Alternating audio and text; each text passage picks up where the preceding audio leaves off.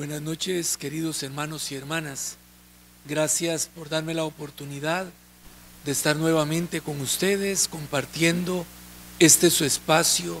Esta es nuestra fe. Espacio destinado a poder posibilitar el que todos nosotros podamos, conociendo más nuestra fe católica, ahondando en ella, vivirla con una mayor intensidad, con una mayor profundidad. Gracias por permitirme entrar en sus hogares y por permitirme compartir este espacio de reflexión que hoy hacemos girar en torno a una pregunta que alguno de ustedes, estimables oyentes, nos ha formulado en algún momento. ¿Qué sucede con aquellas personas que no se bautizan? Esa pregunta a la que desde nuestra fe vamos a tratar de dar respuesta en este día. Quisiera en ese sentido recordarles que este espacio, esta es nuestra fe, lo que busca es ir profundizando aquellos temas que sean de la inquietud de todos ustedes, por lo cual siéntanse en toda la libertad de expresar sus preguntas, de hacer sus sugerencias a través de la página del Facebook de nuestra parroquia, de tal forma que pueda yo ir seleccionándolas y poder ir dándoles tratamiento una a una conforme lo vaya permitiendo el tiempo. Pongámonos en la presencia del Señor y pidámosle a Él, el dador de todo bien, el inspirador de aquellos dones que necesitamos en nuestra vida para vivir como creyentes, y entre ellos la fe, que nos auxilie.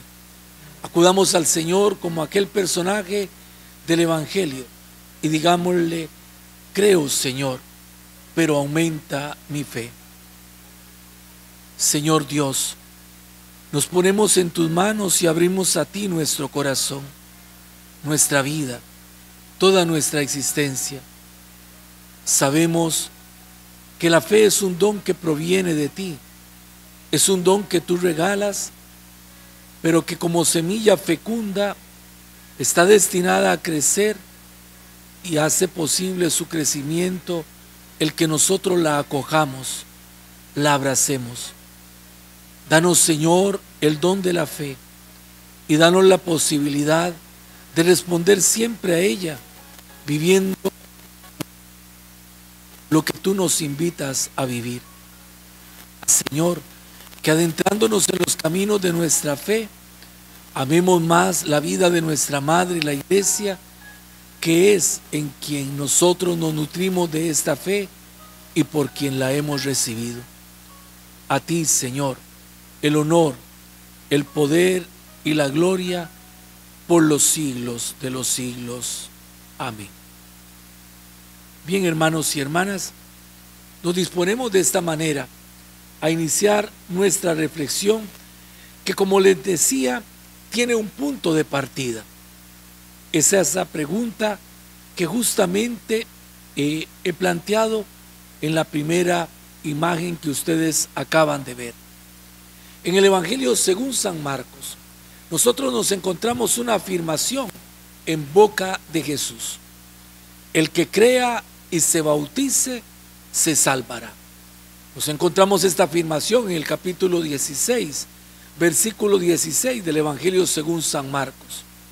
Esta afirmación que Jesús hace da pie a que nosotros nos preguntemos: ¿y qué sucede entonces con todas aquellas personas que no llegan a bautizarse? Porque debemos de ser conscientes en el mundo global en el que nosotros vivimos que una gran parte de la humanidad no ha llegado al conocimiento de la fe cristiana y por lo tanto no han recibido el sacramento del bautismo. Somos una minoría, aquellos que hemos tenido el privilegio de recibir este don inmenso que el Señor nos da. Pero, ¿y qué sucede con todos aquellos que no han sido bautizados?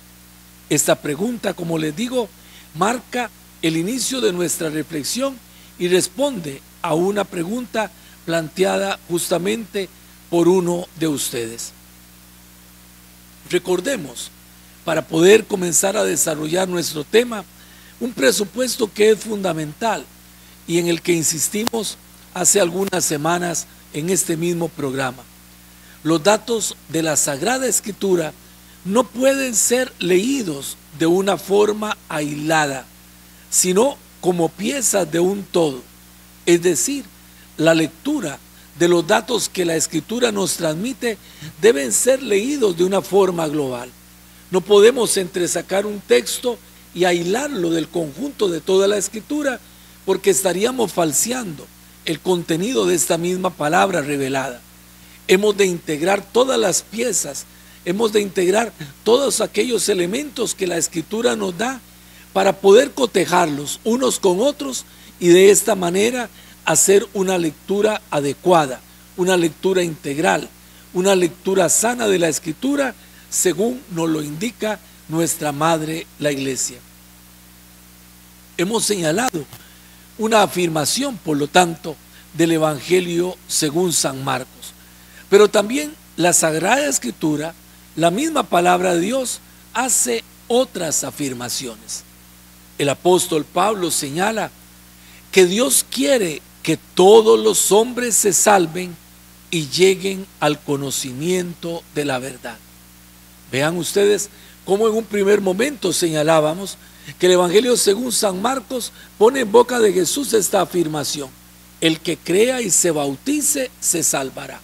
Pero es una pieza que no puede ser leída de forma aislada. Ahora leemos cómo también en la misma palabra de Dios el apóstol San Pablo nos dice: Dios quiere que todos los hombres se salven y lleguen al conocimiento de la verdad. La historia sagrada del pueblo de Israel, pueblo elegido como pueblo de Dios, al que Él le confió de forma primera la realización de su plan de salvación, nos hace percibir en la vocación de este pueblo una dimensión muy particular. Es decir, la vocación de Israel, de este pequeño pueblo anclado en medio de grandes pueblos en la inmensidad del mundo antiguo, la vocación de este pueblo es una vocación claramente destinada en orden a la salvación de todos los pueblos. Hay una doble afirmación en ese sentido que hemos de tener en cuenta para poder comenzar a desmenuzar nuestro tema. Por una parte, Dios escoge al pueblo de Israel. A través de este pueblo y en este pueblo Dios se revela, pero este don maravilloso que el pueblo de Israel recibe de acoger la revelación de Dios no es un don para sí mismo, no es un don para que Israel se encierre en sus propias fronteras, sino que marca una vocación a ser instrumento de la realización del plan de salvación que Dios quiere realizar para toda la humanidad. Podríamos decir que a partir de lo pequeño, que a partir de un pequeño reducto, de un pequeño pueblo hundido en la inmensidad de los pueblos del Antiguo Testamento, Dios quiere proyectar su plan de salvación a todas las naciones, a todos los pueblos. En la historia del pueblo de Israel hay momentos muy particulares, pero de una forma muy especial, después de la experiencia del exilio en Babilonia, el pequeño reino de Judá fue invadido por el imperio de Babilonia en el año 586 y los judíos más importantes, la clase dirigente, fue deportada y fue llevada a vivir en tierras de Babilonia. Allí se encontraron con un mundo inmenso. Vean que he señalado que Israel es un pequeño pueblo perdido en medio del universo infinito, casi podríamos decir, de otros pueblos con muchísimo mayor poderío, con muchísima mayor extensión y con una gran cantidad de habitantes. ¿Qué pasa con los judíos desterrados en Babilonia? Que al llegar a aquella inmensa ciudad, capital de un gran imperio, se encuentran de frente a un mundo que desborda ampliamente, infinitamente, las fronteras estrechas en las que ellos vivían, guardando las distancias de la comparación. Es como si uno hubiese crecido en un pequeño pueblo muy rural, muy perdido allá en el campo de nuestro país, sin conocer ninguna ciudad grande, sin conocer más horizonte que el de aquel pequeño pueblo, y de un momento a otro tal vez a uno vienen y lo invitan o lo llevan a conocer San José, y lo sacan de aquel pequeño pueblo y uno por primera vez ve aquella inmensa ciudad que nunca había visto. El horizonte se ensancha. Esa experiencia de encontrarse con un mundo mucho más amplio hace que uno se dé cuenta de que el mundo no se reduce a lo pequeñito, a lo que yo estaba acostumbrado. Y justamente es eso lo que sucede con los judíos deportados en Babilonia. Vivían acostumbrados a su pequeño reino, a su pequeño reducto, pero de un momento a otro, con la experiencia del exilio en Babilonia, se dan cuenta de que el mundo es muchísimo más grande, de que hay muchísima más gente. ¿Qué pasa entonces con aquellos a quienes están conociendo? Con el horizonte que ante ellos se abre, de pueblos que son mucho más numerosos, que son mucho más grandes que el pequeño reducto del reino de Judá. Aquí entra la mentalidad lúcida de los profetas, que son quienes ayudan a este pequeño reducto de los judíos exiliados a ir abriendo el horizonte de su salvación y a comprender que esa salvación es una realidad destinada a todos los pueblos, como claramente se podía percibir ya en las alianzas más antiguas.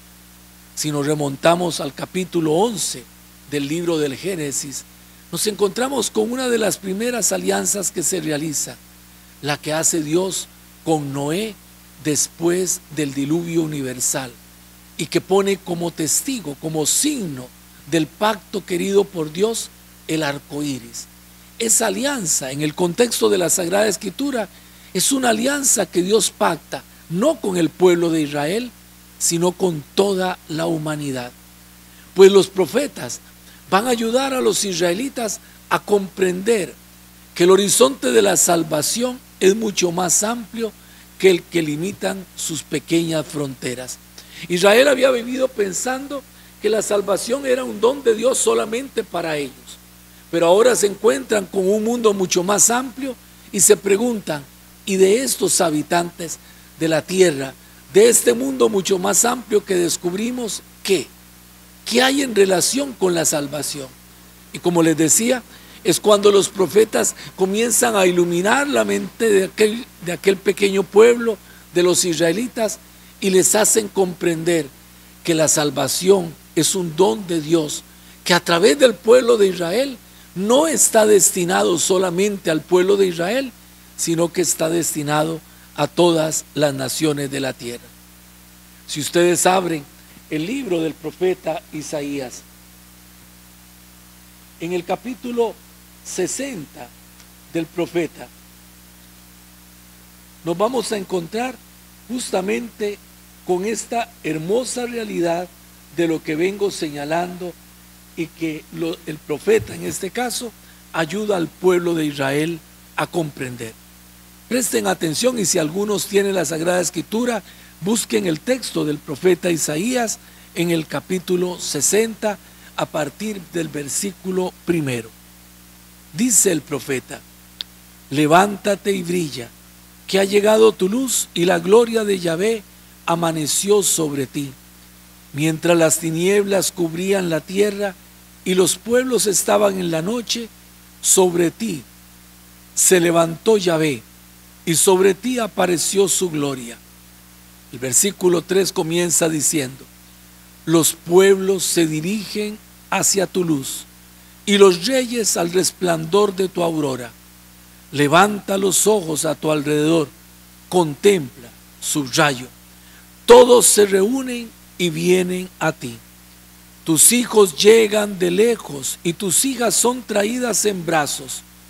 Tú entonces al verlo te pondrás radiante, palpitará tu corazón muy emocionado.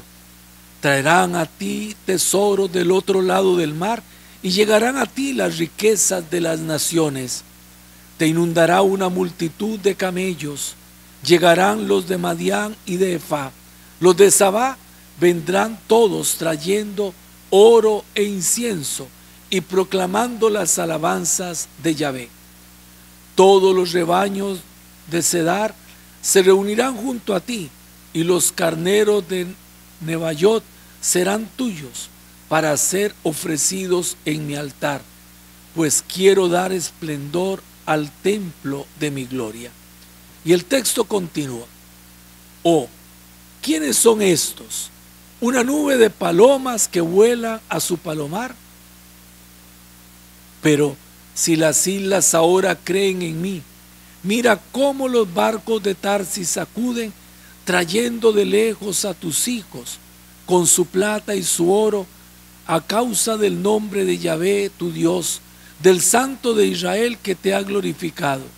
Los extranjeros reedificarán tus muros, y sus reyes te pagarán los gastos. Pues si bien cuando estuve enojado te pegué, llevado por mi buen corazón, me compadecí de ti. Tus puertas estarán siempre abiertas, no se cerrarán, ni de noche ni de día, para recibir las riquezas de las naciones que te traerán sus mismos reyes. El país o el reino que no quiera obedecerte perecerá, y las naciones serán destruidas totalmente. A ti llegará lo mejor del Líbano, con el ciprés, el olmo y el alerce, para adornar mi lugar santo y honrar la casa donde yo resido. Vendrán a verte y se inclinarán ante ti los hijos de los que te humillaban, y se echarán a tus pies los que te despreciaban. Te llamarán ciudad de Yahvé, Sión del Santo de Israel. Esta lectura, en la que no voy a detenerme detalladamente, pero de la que quiero subrayar algunos elementos, pone delante de nosotros esta universal visión que comienza a abrirse para los israelitas que regresan, en este caso ya del destierro. El profeta visualiza el gran templo de Jerusalén como un lugar no solo en el que se congregan los israelitas. Los pueblos se dirigen hacia tu luz, todos se reúnen y vienen a ti. Los extranjeros serán los que reedifiquen tus muros, y sus reyes te pagarán los gastos. Podemos notar a lo largo de toda la lectura cómo hay una clara concepción que el profeta trata de transmitir al pueblo de Israel, haciéndole percibir que Yahvé, el Dios que se ha revelado a Israel, quiere revelarse, quiere darse también a conocer a través de Israel a todas las naciones, porque su plan de salvación es un plan universal. El texto de Isaías, este texto que acabamos de escuchar, encontrará un eco directo en el relato de la visita de los magos de Oriente para adorar al niño Dios recién nacido. Así nos lo dice San Mateo en el capítulo 2. En este texto, en el que se nos describe la llegada de los magos, resuena el eco de una salvación que es para todos. Unos personajes misteriosos en quienes se cumple la profecía de Isaías. Traerán ante ti el oro, traerán ante ti el incienso, dice claramente el texto de Isaías.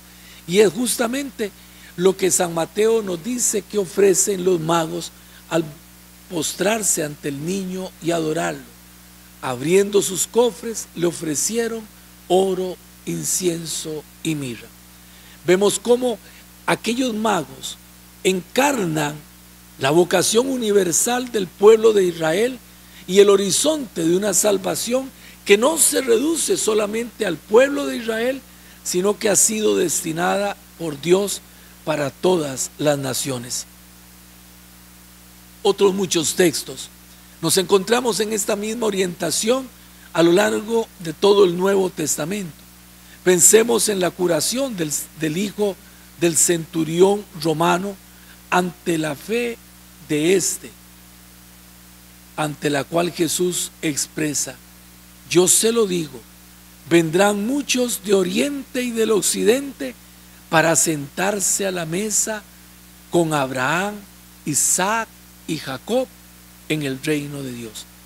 Es la respuesta de Jesús, es lo que Jesús dice, interpretando la fe de aquel centurión romano que desborda incluso la fe a veces estrecha de los dirigentes del pueblo de Israel. Entonces, hemos de tener dos datos claros que no se pueden separar. Lo que hemos dicho hasta este momento nos permite visualizar dos elementos que son fundamentales. Por una parte, la voluntad salvífica de Dios, que es universal. Dios quiere, como lo dice San Pablo, que todos los hombres se salven y lleguen al conocimiento de la verdad. Pero por otra parte, Marcos nos había expresado el deseo de que sea a través del bautismo que se realice la incorporación a la iglesia y en ella nos hagamos partícipes del proyecto de la salvación de Dios. Dos datos que parecieran encontrarse, que parecieran oponerse el uno al otro, pero dos datos de la misma palabra de Dios que lejos de oponerse tienen que integrarse de forma que nos hagan visualizar el horizonte completo de lo que la palabra de Dios y la enseñanza de la iglesia nos quiere transmitir. En relación con lo primero, es decir, con la voluntad salvífica de Dios, el Nuevo Testamento todo es un fiel testimonio de cómo la comunidad primitiva tomó pronto conciencia de cuánto esto significa. Hay una cantidad de datos que podríamos nosotros señalar. Si quieren, viene a mi mente en este momento el mismo momento de la crucifixión. En el momento de la crucifixión se entretejen algunos datos muy particulares. Por una parte, dice que Pilato manda a clavar sobre el cuerpo de Jesús el motivo de su condena. Este es el rey de los judíos. Y se nos dice que está escrito en hebreo, está escrito en griego y está escrito en latín. Es decir, idiomas que representan la amplitud de todas las naciones, de todo el mundo hasta entonces conocido, y que por lo tanto señalan con claridad cómo la salvación que se está realizando en la cruz es una salvación destinada a todos. También se nos dice en el mismo relato, y Marcos toma conciencia y transmite este dato fundamental, que es un centurión romano, es decir, es un pagano, el primero que dice, en verdad, este es el Hijo de Dios. Así podríamos seguir sumando datos y datos. El Nuevo Testamento es claro en afirmar que la salvación que Dios quiso realizar a través de Israel es una salvación destinada a todas las naciones. El segundo dato, es decir, el deseo expreso del Señor de que sea el bautismo el medio a través del cual en la iglesia nos hagamos partícipes del proyecto de salvación, hace que nosotros nos pongamos de frente ante la comprensión de lo que el bautismo significa. Que nosotros nos preguntemos qué significa el bautismo para nosotros los creyentes. Y entonces quisiera en algunas afirmaciones recoger la gran riqueza de la doctrina sobre el bautismo y todo lo que él en nuestra vida significa, ilustrando de esta manera la importancia que en nuestra vida el bautismo tiene. Por una parte, el bautismo nos inserta, nos sumerge, nos mete dentro del misterio de la muerte y resurrección de Jesús. Nos hace, como dice el apóstol San Pablo, partícipes de una existencia pascual. En Cristo participamos de su muerte y de su resurrección por el bautismo. Somos sumergidos en su muerte para participar de su resurrección. Es decir, a través del bautismo nuestra existencia se vuelve una existencia pascual. En ella somos configurados con el Señor muerto y resucitado. Segundo, Por el Espíritu nos hace el bautismo hijos en el Hijo, conectando de esta forma nuestra vida con la paternidad de Dios. Recordemos que el Hijo eterno de Dios, es uno, el que se encarnó de María la Virgen y que vivió entre nosotros y a quien llamamos con razón Jesús el Cristo, el Mesías, el Hijo de Dios.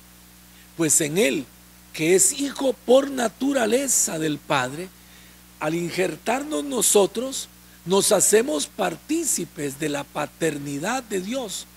Por el Hijo nos convertimos nosotros en hijos de adopción, y el Espíritu hace posible, dice San Pablo, que nosotros entonces con todo derecho podamos llamar a Dios Padre, no porque lo seamos por naturaleza, sino porque somos sus hijos de adopción, hijos en el Hijo. Injertados en el Hijo, somos partícipes de la filiación y por lo tanto Dios es nuestro Padre. Tercera afirmación: el bautismo nos hace miembros de su cuerpo, que es la Iglesia, donde nuestra existencia pascual cobra vida. Injertados en el cuerpo de Cristo, que es la Iglesia, somos injertados, decía anteriormente, en el misterio de la Pascua, de la muerte y de la resurrección del Señor. Pero lo que significa participar del misterio de la Pascua es algo que es posible en nuestra vida por nuestra participación en la vida de la Iglesia, por nuestra participación en ese cuerpo de Cristo que es la Iglesia. Porque no se trata de un hecho aislado, de un acontecimiento aislado en mi vida. Anteriormente señalé que por el bautismo somos hechos partícipes de la paternidad de Dios, pero esa paternidad es una paternidad compartida, porque no soy yo el Hijo es uno, y en ese Hijo todos somos hechos hijos.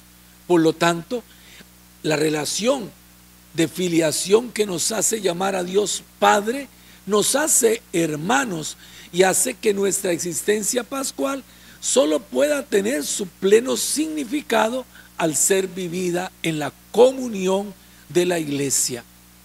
Cuarta afirmación: el bautismo materializa la elección que Dios ha hecho de nosotros desde siempre. Así lo dice el apóstol San Pablo en la carta a los Efesios. Me voy a tomar la libertad, no lo estoy haciendo con todos los textos, pero sí lo voy a hacer con este texto tan bello del himno de la carta a los Efesios, en el capítulo 1, que el apóstol Pablo nos transmite.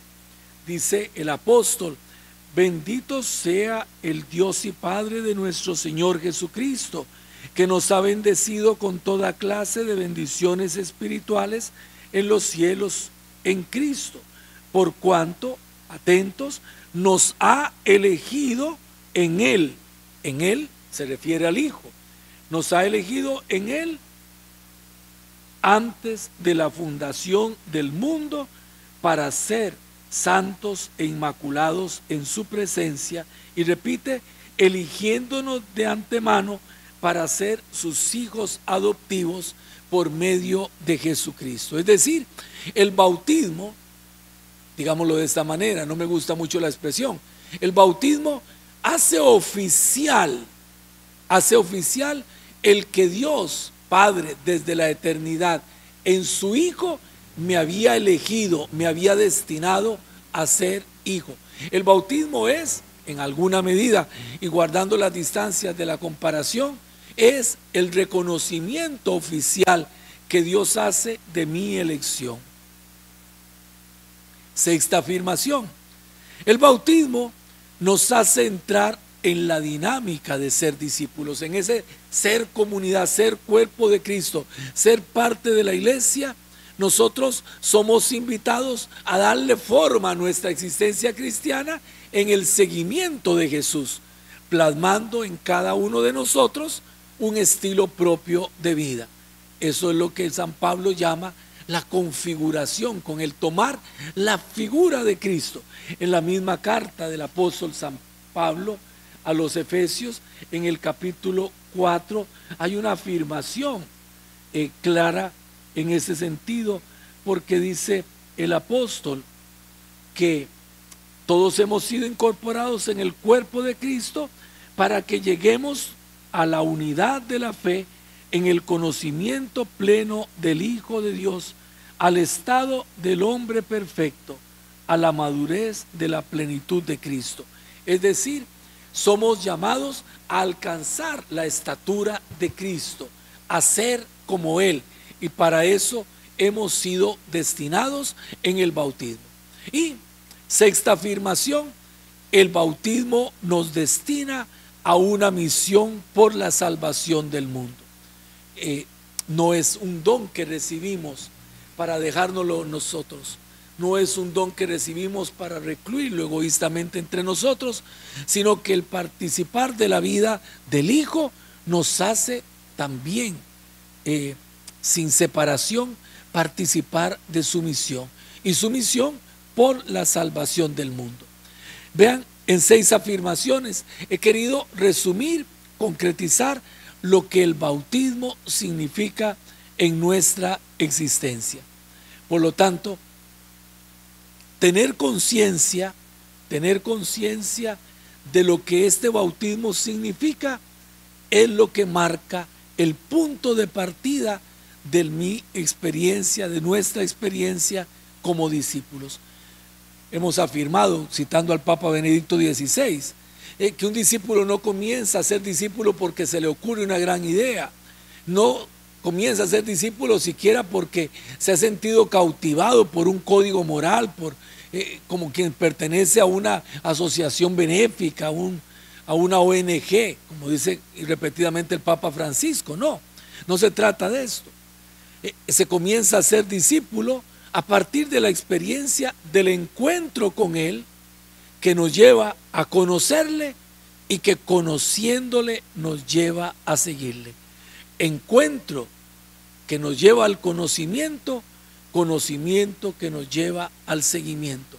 Por eso el bautismo marca el inicio de nuestra experiencia como discípulos, y la marca a partir de esa experiencia de encuentro, a partir del conocimiento que adquirimos de Él y a partir del seguimiento que somos invitados a vivir. Démonos cuenta claramente lo importante que es tener conciencia de todo lo que el bautismo en nuestra vida encierra y significa. El bautizado es una persona que ha recibido la gracia de vivir la experiencia de encontrarse con el misterio de Jesucristo, de conocer este misterio y de participar de él en el seguimiento del Maestro.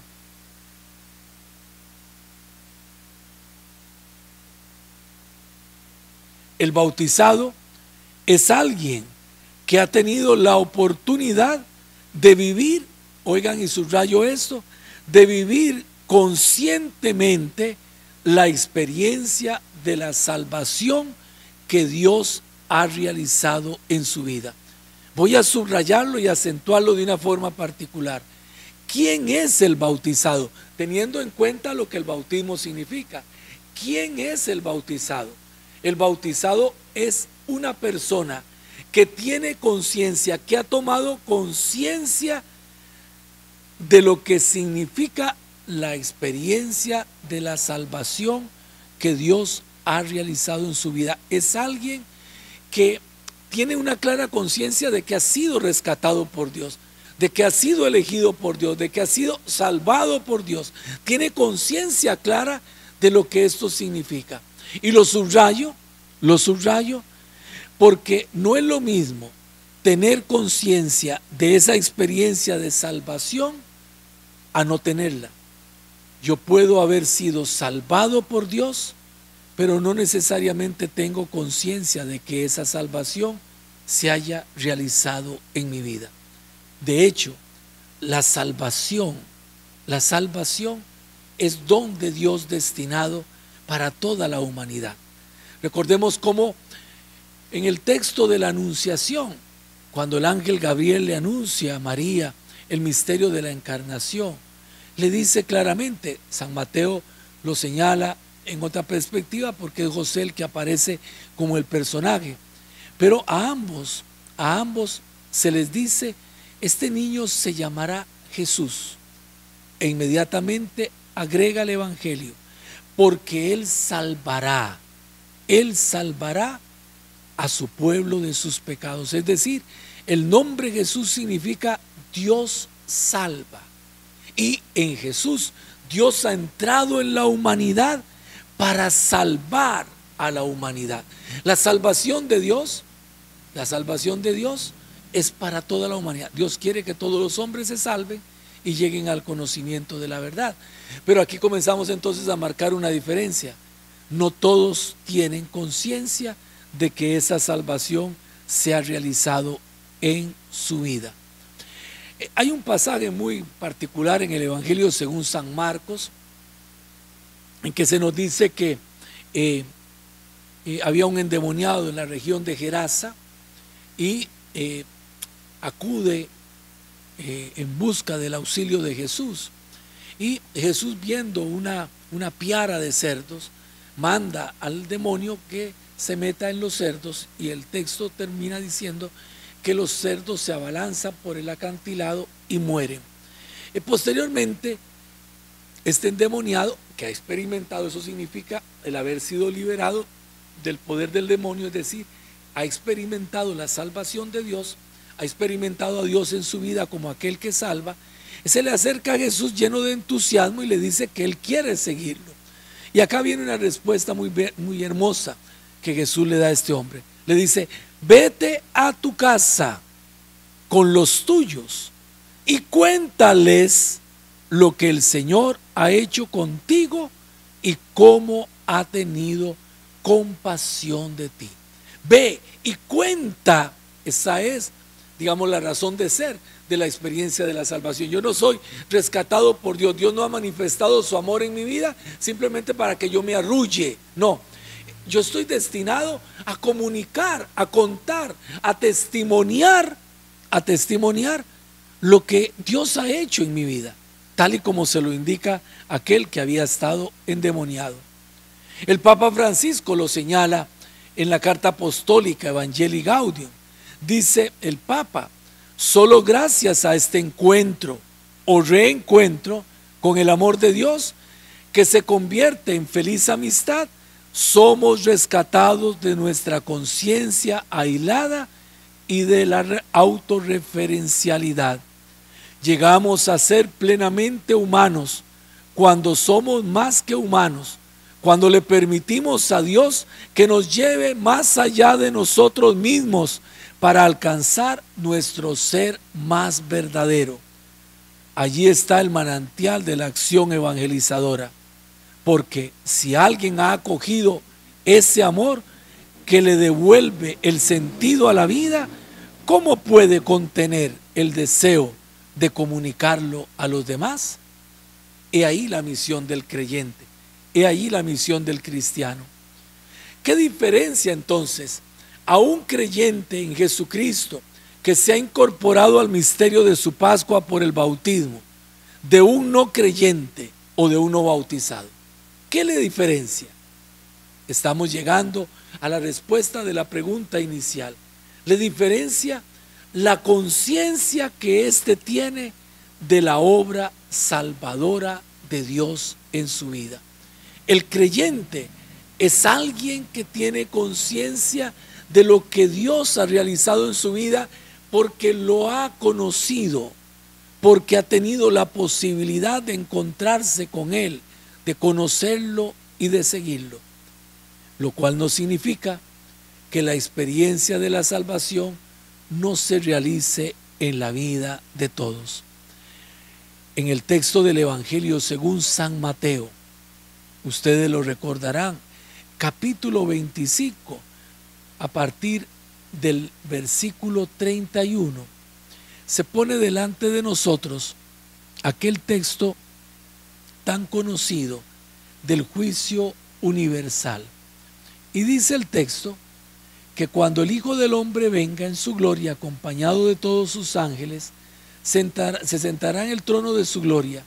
Serán congregados delante de él todas las naciones, y él separará unos de otros como el pastor separa las ovejas de los cabritos.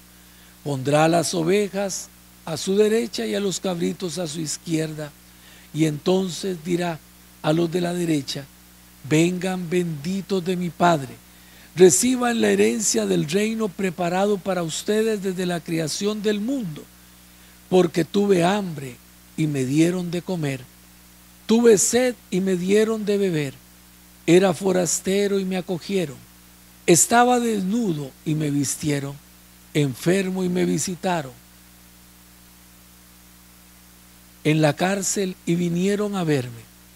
Atentos, y entonces los justos responderán: ¿cuándo te vimos hambriento y te dimos de comer? ¿O sediento y te dimos de beber? ¿Cuándo te vimos forastero y te acogimos? ¿O desnudo y te vestimos? ¿Cuándo te vimos enfermo o en la cárcel y fuimos a verte? Y el rey les dirá: en verdad les digo que cuando lo hicieron con uno de mis más pequeños hermanos, conmigo lo hicieron. Atentos a lo que el texto nos dice. Los justos, los que son puestos a la derecha, son llamados a participar del reino eterno. Y cuando Jesús les dice ¿por qué? Les dice: porque tuve hambre y me dieron de comer, porque tuve sed y me dieron de beber.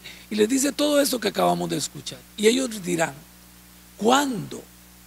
¿Cuándo te encontramos así en el camino? No nos dimos cuenta, pero el Señor sí se dio cuenta.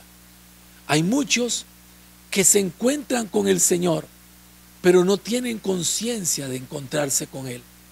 Hay muchos que, guiados por el recto designio de su conciencia, viven su vida haciendo el bien, pero no se dan cuenta de que ese bien es inspirado y tiene su fuente en el Señor. ¿Qué les diferencia de un creyente?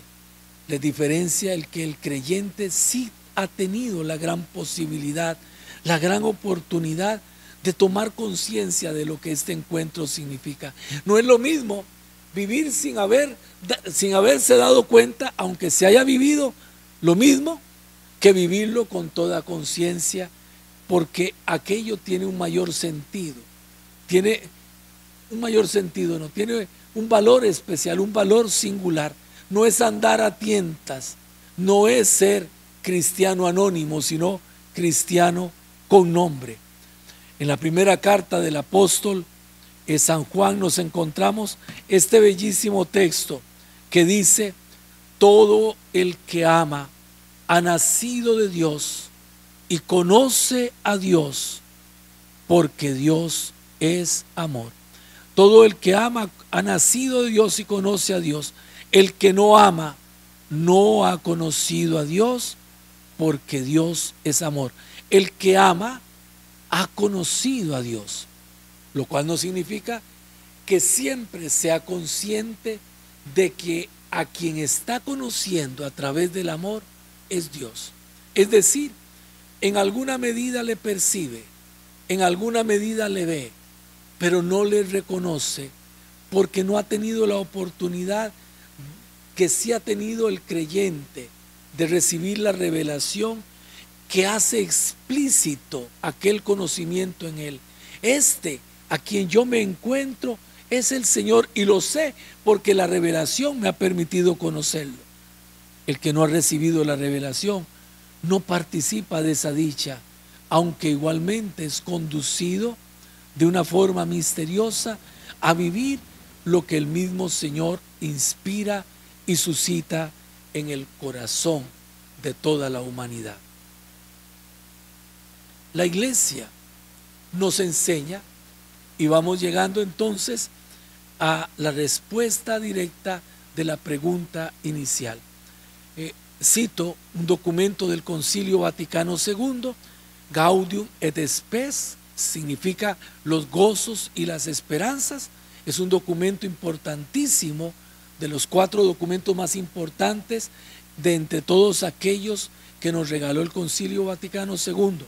Y en este documento la Iglesia nos enseña, hablando de la obra de la redención, que por Jesucristo se ha realizado, incorporándolos a su misterio pascual por el bautismo, que esto vale no solamente, oigan, hablando de la incorporación al misterio pascual, de lo que el bautismo realiza, dice la Iglesia, esto vale no solamente para los cristianos, sino también para todos los hombres de buena voluntad en cuyo corazón obra la gracia de modo invisible. Es decir, Dios no deja de actuar.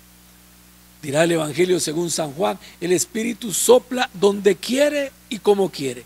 Y agrega la Iglesia, Cristo murió por todos y la vocación suprema del hombre en realidad es una sola, es decir, la divina.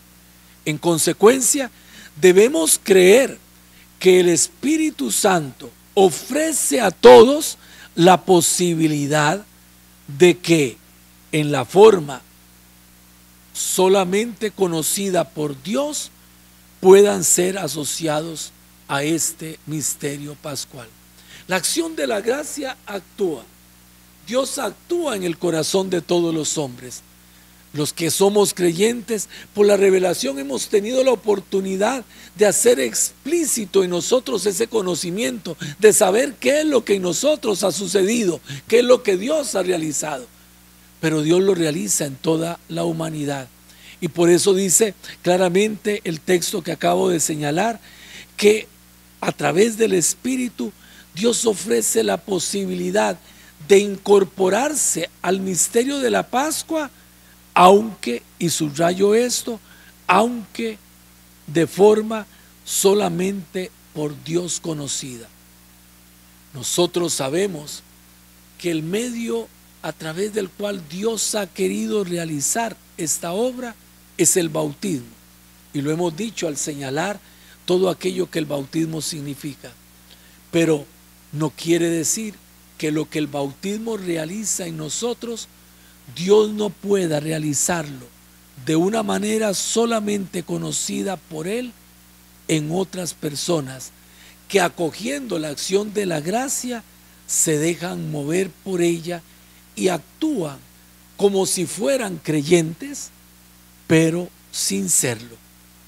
En otro de los documentos del Concilio Vaticano II, en este caso la Lumen Gentium, luz de las gentes, la Iglesia, refiriéndose a quienes sin culpa no han conocido la revelación, subrayo esto, a quienes sin culpa no han conocido la revelación, refiriéndose a ellos, apunta: quienes todavía no recibieron el Evangelio se ordenan al pueblo de Dios de diversas maneras. En primer lugar, aquel pueblo que recibió los testamentos y las promesas y del que Cristo nació según la carne, por causa de los padres, es un pueblo amadísimo en razón de la elección, pues Dios no se arrepiente de sus dones y de su vocación. Se refiere al designio de Israel, pero el designio de salvación abarca también a los que reconocen al Creador, entre los cuales están en primer lugar los musulmanes, que confesando adherirse a la fe de Abraham, adoran con nosotros a un único Dios misericordioso, que juzgará a los hombres en el día postrero. Ni el mismo Dios está lejos de otros que buscan en sombras e imágenes al Dios desconocido, puesto que todos reciben de Él la vida, la inspiración y todas las cosas, y el Salvador quiere que todos los hombres se salven. ¿Qué señala este documento tan importante de la Iglesia? Que todos los hombres, indistintamente, son destinados a formar parte del pueblo de Dios. Son destinados a incorporarse al cuerpo de su Hijo. Ese es el designio de Dios de salvación de toda la humanidad. que se realiza a través del bautismo. Se realiza de forma ordinaria a través del bautismo. Pero entonces la iglesia se plantea, bueno, ¿y qué sucede con aquellos que no han recibido el bautismo? Con aquellos que no han reconocido por la revelación a Jesucristo como el que nos trae la salvación. Y entonces señala en primer lugar el pueblo de Israel.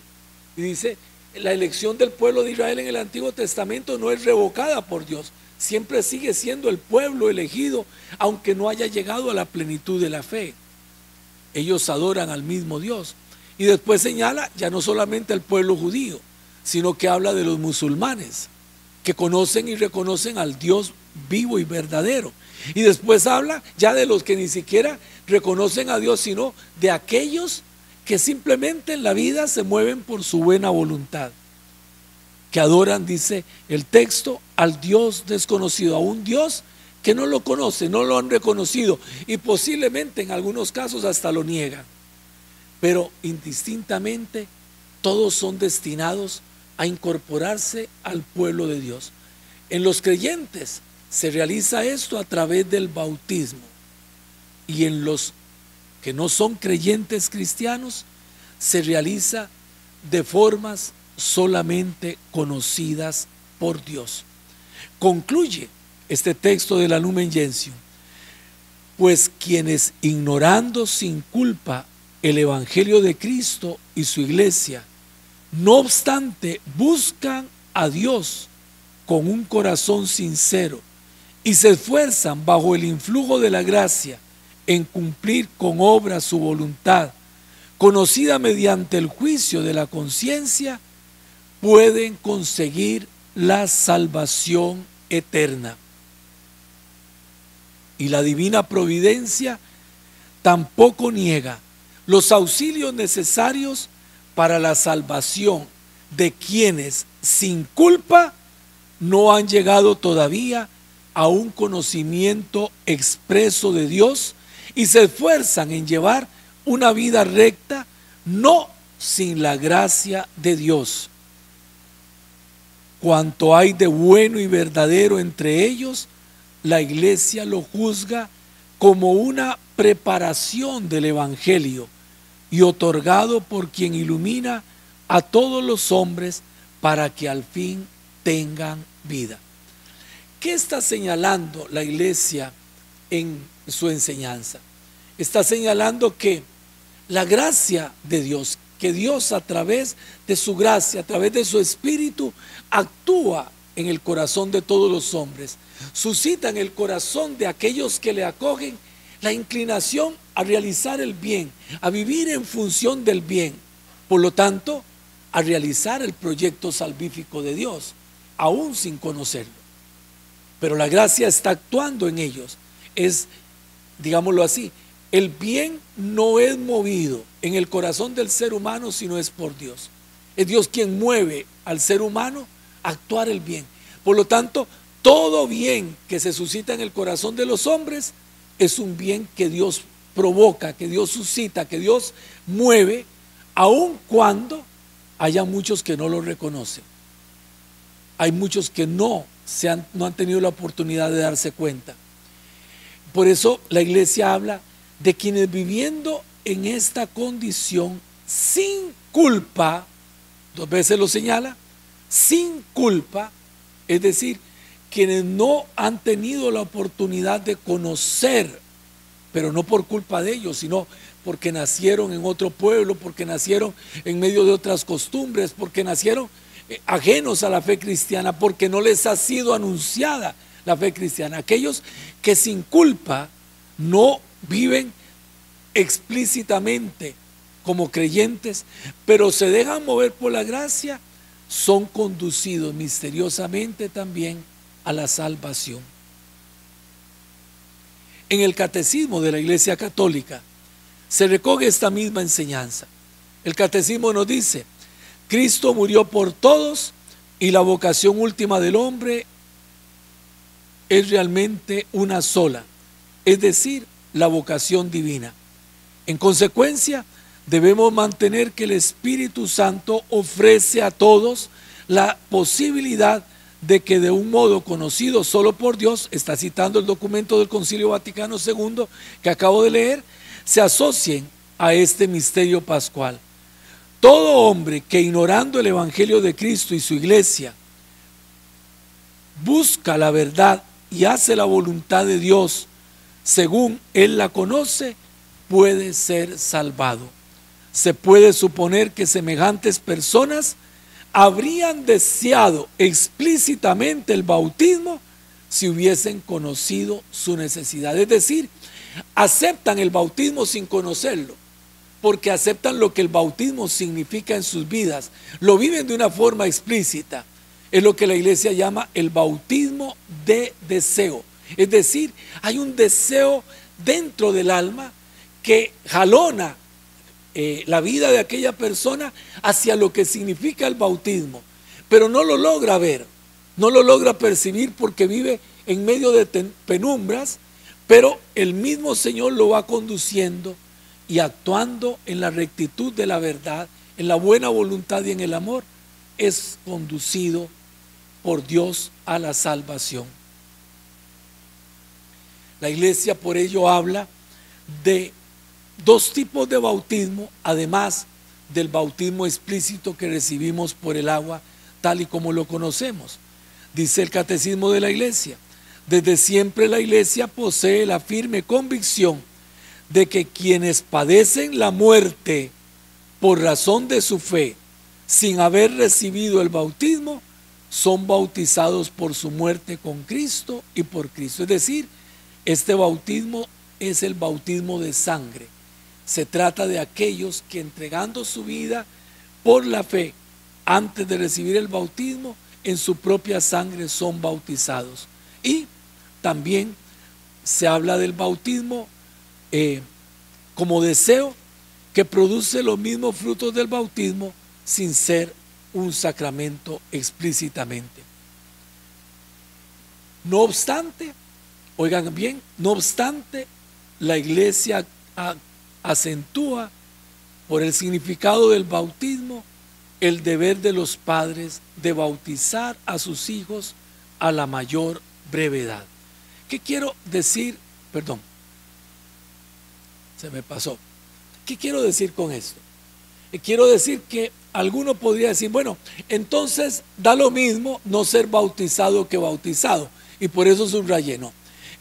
Eso vale para quien no ha conocido, para quien no ha tenido la oportunidad, pero para aquel que ha recibido la revelación, que ha conocido la iglesia, que ha conocido a Jesucristo, ya no es posible vivir como si no lo hubiera conocido.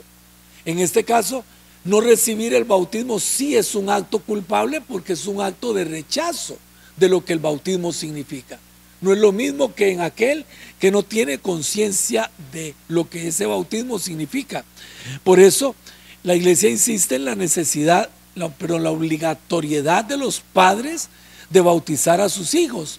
Y nos dice en el Código de Derecho Canónico, en los números 867, en el primer parágrafo y en el segundo, los padres tienen obligación de hacer que los hijos sean bautizados en las primeras semanas, cuanto antes, después del nacimiento, e incluso antes de él. Acudan al párroco para pedir el sacramento para su hijo y prepararse debidamente. Y añade, si el niño se encuentra en peligro de muerte, debe ser bautizado sin demora. Es decir, no se puede dilatar el bautismo. Si yo conozco lo que el bautismo significa y soy padre de familia, yo no puedo privar a mi hijo de ese privilegio, de esto, de este don inmenso que Dios quiere concederle a través del bautismo a este niño. Yo no puedo actuar como si no tuviera conciencia, porque yo sí sería culpable si ignoro lo que el bautismo significa. Y atentos a esto, porque hay quienes van dejando y dejando el bautismo de sus hijos meses, años, y a veces llegan hasta grandes y nunca fueron bautizados porque los papás no se interesaron y privaron a sus hijos de este inmenso don. Y finalmente señalo, bueno, ¿y qué sucede con los niños que mueren sin ser bautizados? Ya hemos dado respuesta, espero al menos, a la pregunta inicial. de qué sucede con las personas de forma general que mueren sin el sacramento del bautismo. Pero a muchos les preocupa el caso de los bebés que no hubo oportunidad de bautizar, porque murieron en el vientre de la madre o porque murieron a poco tiempo de haber nacido. En este caso, si ya han nacido, cualquier persona creyente bautizada tiene la obligación, la enfermera, la obstétrica, el papá, la abuela, el que esté allí, si el niño está en peligro de muerte, tiene la obligación de bautizarlo. Pero en relación con los niños no bautizados, el catecismo de la Iglesia señala: en cuanto a los niños muertos sin bautismo, la Iglesia solo puede confiarlos a la misericordia divina, como hace en el rito de exequias por ellos. En efecto, la gran misericordia de Dios, que quiere que todos los hombres se salven.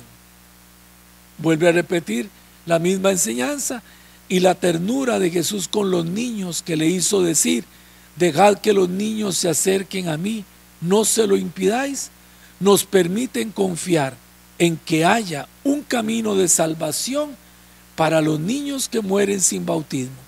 Por eso es más apremiante aún la llamada de la Iglesia a no impedir que los niños pequeños vengan a Cristo por el don del santo bautismo. Pero si murieran sin, la Iglesia los deja en las manos de Dios, que tiene caminos solamente por Él conocidos, pero que son caminos eficaces. Bien, queridos hermanos y hermanas, espero de esta forma haber dado respuesta a la pregunta inicial que se nos planteó: ¿qué sucede con las personas que no se bautizan? Espero haber podido transmitirles algo de lo que la fe en ese sentido nos enseña, y poder haber contribuido de esta manera a acrecentar en todos nosotros la conciencia clara de lo que el bautismo significa, no para saberlo, sino para vivirlo con toda profundidad y para tomar conciencia de nuestro deber misionero, particularmente en este mes de las misiones, que no es otro sino el de poder extender este don del que tenemos conciencia a que sea conocido también por aquellos que no lo conocen o que viven sin conocerlo.